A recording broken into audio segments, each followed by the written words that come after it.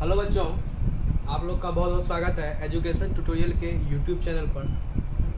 मेरा नाम रजनी चौरसिया है, ठीक है। और आज जो है हम क्लास 11 का मैथमेटिक्स स्टार्ट करने वाले हैं और इसमें कैलकुलस स्टार्ट करेंगे, ठीक। जो कि कैलकुलस अभी अगर 11 का स्टार्ट करेंगे तो ही हम आगे चल के 12th हमारा कंप्लीट हो पाएगा, क्योंकि आगे जैसे 11th में आप लोग को अभी जैसे स्टार्ट करेंगे, हम लिमिट स्टार्ट करेंगे, फिर उसके बाद पढ़ाएंगे आप लोग को डिफ्रेंशिएशंस, ठीक है, क्योंकि लिमिट से रिलेटेड है वो।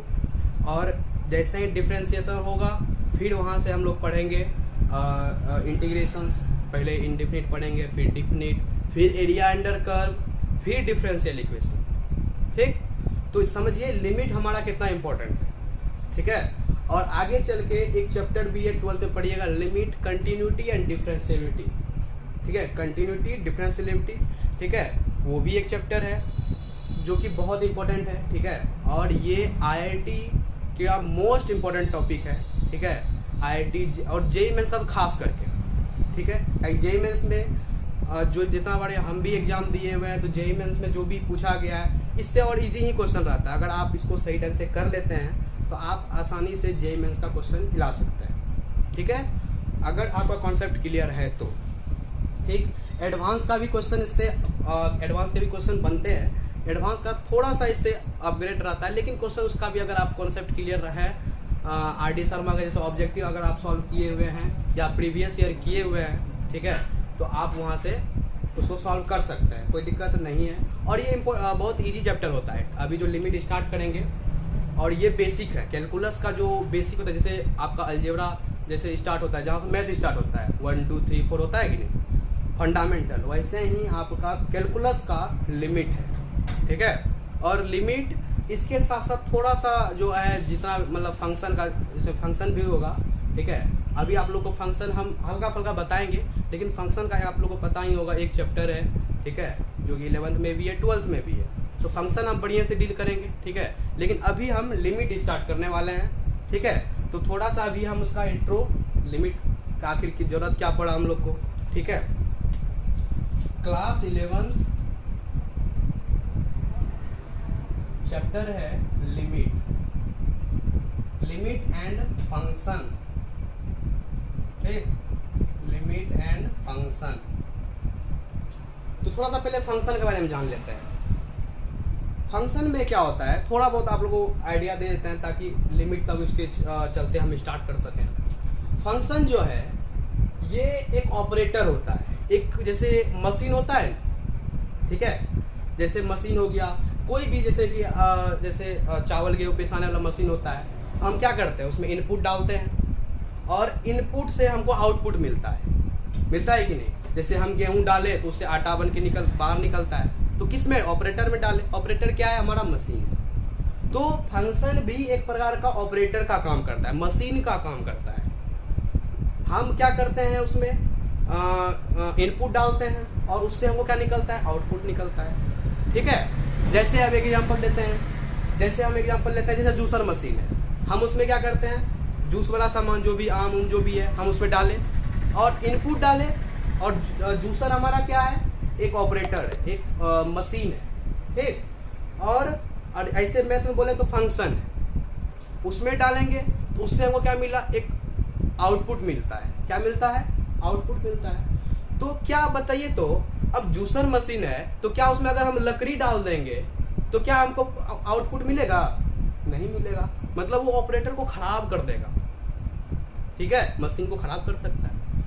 तो फंक्शन ठीक उसी प्रकार काम करता है कि जरूरी नहीं है कि हम सब इनपुट को ही हम आउटपुट बना, मतलब जितना इनपुट देंगे तो वो आउटपुट देगा ही, ठीक है, ऐसा बात नहीं है। रिलेशन पढ़ेंगे उसमें सबका आउटपुट मिलेगा हमको, ठीक है, रिलेशन अभी। लेकिन फंक्शन जो है एक किसी पार्टिकुलर जो भी एलिमेंट यूज करेंगे, ठीक है। अब एलिमेंट हम केमिस्ट्री के बाद यहाँ दूसरा एलिमेंट हो जाता है, ठीक है, एलिमेंट इसमें दूसरा चर्चा करेंगे, इसमें कोई भी नंबर है वहाँ एलिमेंट ही चर्चा करते हैं इसमें, ठीक है।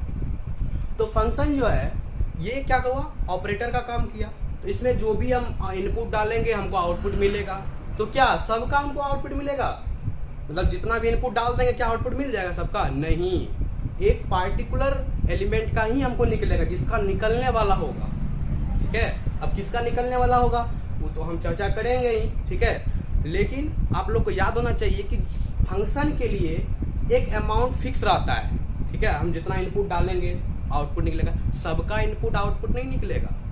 ठीक है, लेकिन रिलेशन में निकल जाता है। तो ठीक है, फंक्शन क्या हो गया, एक मशीन के जैसा काम करता है। ठीक है, जैसे हम लिख लेते हैं जैसे फंक्शन एफ ऑफ एक्स।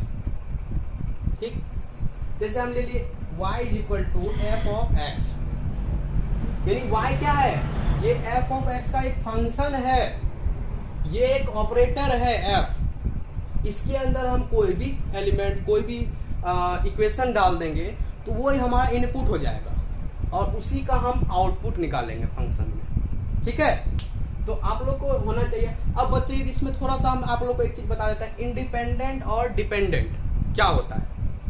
देखिए क्या होता है, जैसे एक फंक्शन हो गया y is equal to f of x, x हमारा जो होता है ये होता है डिपेंडेंट। ये क्या होता है, डिपेंडेंट। ठीक है, और ये होता है सॉरी, ये होगा आपका इंडिपेंडेंट होता है। क्या होता है, इंडिपेंडेंट। और ये होता है y डिपेंडेंट। ठीक है, डिपेंडेंट। ठीक है, डिपेंडेंट वेरिएबल।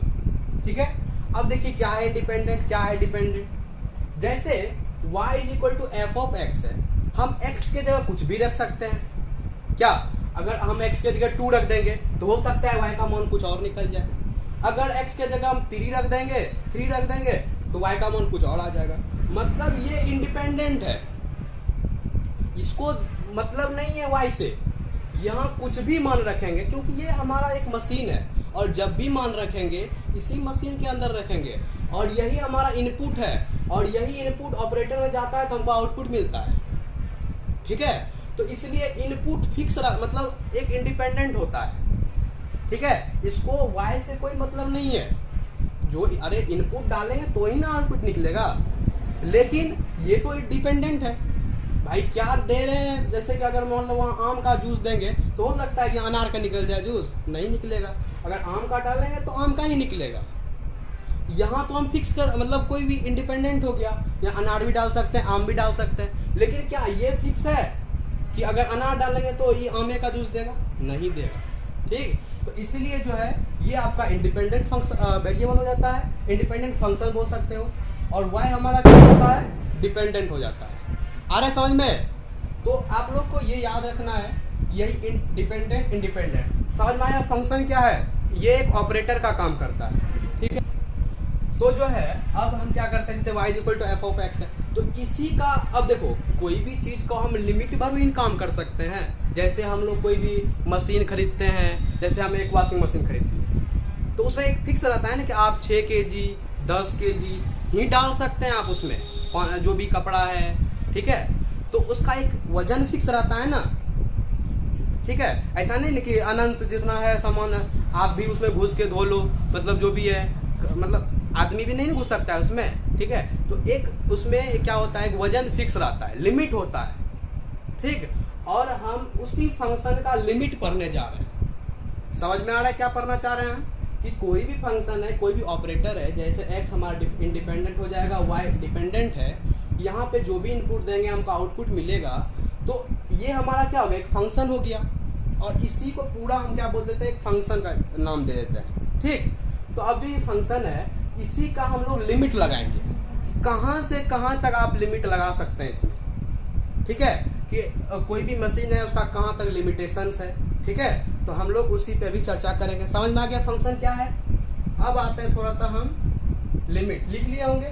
ठीक है, अब आते हैं थोड़ा सा हम लिमिट, मतलब फंक्शन हो गया, समझ में आ गया फंक्शन। अब थोड़ा आते हैं लिमिट। देखिए लिमिट क्या होता है। सबसे पहले लिमिट को लिखने का तरीका आप लोग जान लीजिए कि लिमिट कहीं कहीं ऐसा भी लिखा रहता है LIM, या हम तो डायरेक्ट LT यूज करते हैं। ठीक है, LIM भी लिख सकते हैं शॉर्ट नेम, या LT भी लिखेंगे तो वो भी लिमिट का काम हो गया। लेकिन एग्जाम सब में जो भी बुक सब में आपको LIM ही मिलेगा। ठीक है, लेकिन आप LT भी यूज कर सकते हैं, जैसा हम यूज करते हैं LT, तो ये भी गलत नहीं होगा। ठीक है, LT थोड़ा बढ़िया लिख देते हैं, ठीक है। ये आपका LT लग रहा है, यू जैसा, मैक्रो जैसा सॉरी लग रहा है, ये LT हो गया, ठीक। तो अब जो है लिमिट लिखने का तरीका समझ गए, कैसे लिख सकते हैं, या तो ऐसे या तो ऐसे, आपको जो अच्छा लगे, ठीक है, जो आपको कंफर्टेबल लगे आप वही यूज कीजिए।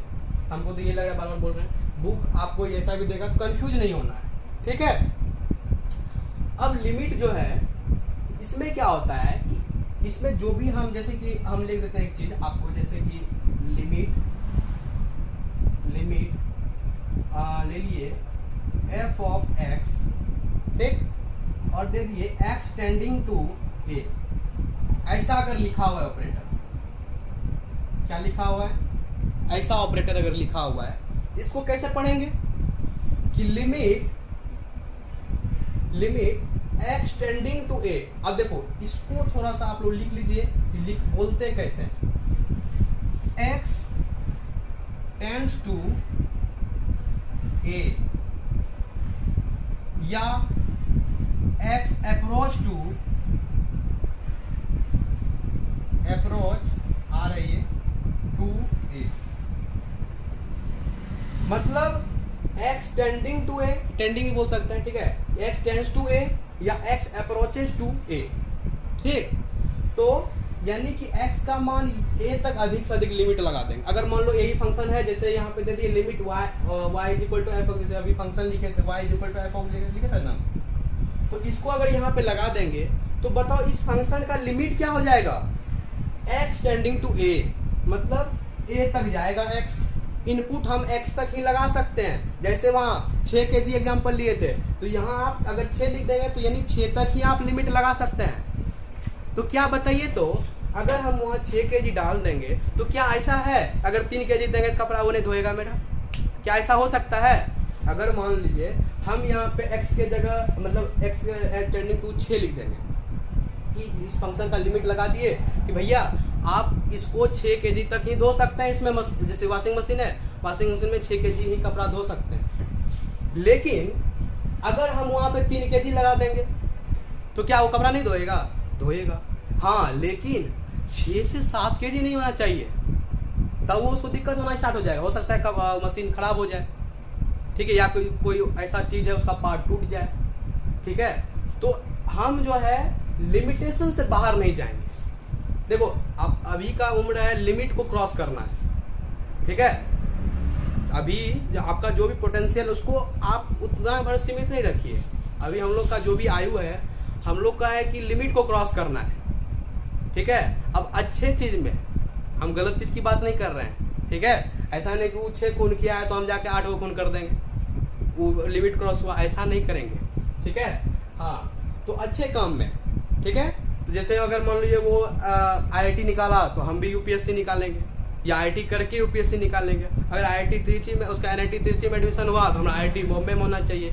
अब जो है समझ में आ गया लिमिट को कैसे पढ़ते हैं, limit x tends to a या x अप्रोच टू a, ठीक। और इसमें बताए थे कि फंक्शन बताए, ठीक है, फंक्शन के बारे में बताए, फंक्शन क्या होता है, एक ऑपरेटर होता है, ठीक। और इसमें जो है हम लिमिट लगाने का काम करते हैं, मतलब कोई भी फंक्शन है, कोई भी ऑपरेटर है, हम उसमें लिमिट लगाते हैं, इसलिए चैप्टर का नाम पड़ा है लिमिट एंड फंक्शन, ठीक, ठीक है। तो थोड़ा सा आप लोग जो है लिमिट का, ठीक, लिमिट का जैसे कि अब एक चीज़ आप लोग बता देते हैं, जैसे x टेंड टू a है, ठीक। अब ऐसा नहीं कि x बराबर a, आप लोग कभी तुरंत एग्जाम्पल लिए थे, हम क्या लिए होते कि जैसे 6 kg अगर मशीन 6 kg उसका लिमिटेशन है तो उसमें अगर 3 kg हम सामान डाल देंगे तो भी वो धोएगा उसको, ठीक है, वॉशिंग मशीन जैसे बात कर रहे थे हम, ठीक है। तो उसी प्रकार जो है ऐसा नहीं कि अब यहाँ पे x है, x टेंड्स टू a है तो जरूरी है कि वहाँ x बराबर a ही रखेंगे, ठीक, ऐसा नहीं होता है। ये प्रवृत्ति का है, टेंड्स टू मतलब क्या होगा, प्रवृत्ति, इसका मैक्सिमम टेंडेंसी है a तक जाने का, ठीक, मतलब उससे कम भी हो सकता है। जैसे अगर हम दूसरा एग्जांपल लें, जैसे लिमिट आपका है x प्लस 2, ठीक है, by x plus 2 by x plus 1, और यहाँ पे लगा दिए हम लिमिटेशन कि x टेंड्स टू है 1, ठीक। लिमिट x टेंड्स टू कैसे बोलेंगे, limit x tends to 1 x plus 2 ये हमारा क्या है, एक फंक्शन है x plus 2 by x plus 1।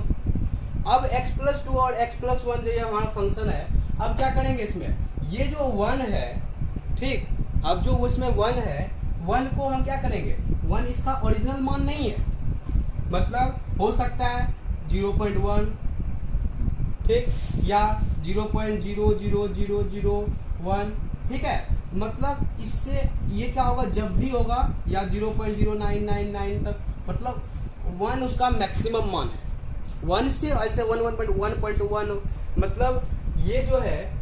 अब देखो आगे हम जब पढ़ेंगे कंटिन्यूटी, उसमें हम इसमें जो है थोड़ा सा क्या करेंगे, जैसे कि अब यहाँ पे अगर लगा देंगे 1 प्लस, ठीक, तो अब कभी कभी ये 1 प्लस लगा देगा या 1 माइनस लगा देगा, तो वहां पे क्या होगा, 1 माइनस का मतलब है कि 1 से कम, और 1 प्लस का मतलब है कि 1 से अधिक, ठीक है, ऐसा लगा देगा कंडीशन, ऐसा लेना होगा तो, ठीक, लेकिन 1 एक्यूरेट मान उसका नहीं होगा, ठीक।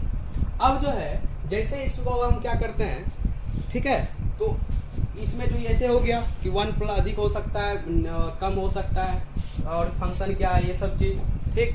तो अब जो है हम लेक्चर को अब थोड़ा सा हम एंड की ओर आएंगे, ठीक है, क्योंकि अब जो है इसमें थोड़ा बहुत जो लिमिट का है और फंडामेंटल था इंट्रोडक्शन उसको हमने कर दिया। कल से जो है हम इस पर कुछ पढ़ेंगे, जैसे डिटर्मिनेट फंक्शन क्या है, इनडिटर्मिनेट फंक्शन क्या है, ठीक, कौन कौन फंक्शन है जो डिटर्मिनेट हो, जिसको हम डिटरमाइन कर सकते हैं आसानी से, मतलब मान रख के। कुछ होगा जैसे आ जाएगा इनडिटर्मिनेट में आ जाएगा, जैसे 0/0 का फंक्शन आ जाएगा, ठीक है, 1/∞ का फंक्शन आ जाएगा, ठीक है, या 1/∞ तो 0 हो जाएगा, जैसे 1/0 हो गया, ठीक है, ∞/∞ हो जाएगा, ∞/∞ हो जाएगा, या 1 पे पावर ∞ आ जाएगा, ठीक है, 0 पे पावर 0 आ जाएगा, ∞ पे पावर 0 आ जाएगा, ठीक है। तो इस प्रकार का फंक्शन हमारा इनडिटर्मिनेट फंक्शन है, तो इसको भी हम लोग सॉल्व करेंगे, ठीक है। तो कल के लेक्चर में हम लोग इस पे चर्चा करेंगे। तो समझ में आ गया यहाँ तक, आई होप आप लोग को समझ में आ गया होगा। आप लोग क्या कीजिए, इससे रिलेटेड जो भी आप लोग जो मेरे साथ लिख रहे होंगे, ठीक है, और कम से कम इतना आप लोग को रिवीजन करना है, ठीक, फिर तब कल आगे पढ़ाएंगे, तब मजा आने वाला है लिमिट में, ठीक है। ठीक है, आप लोग पढ़ाई करते रहिए, ऑल द वेरी बेस्ट।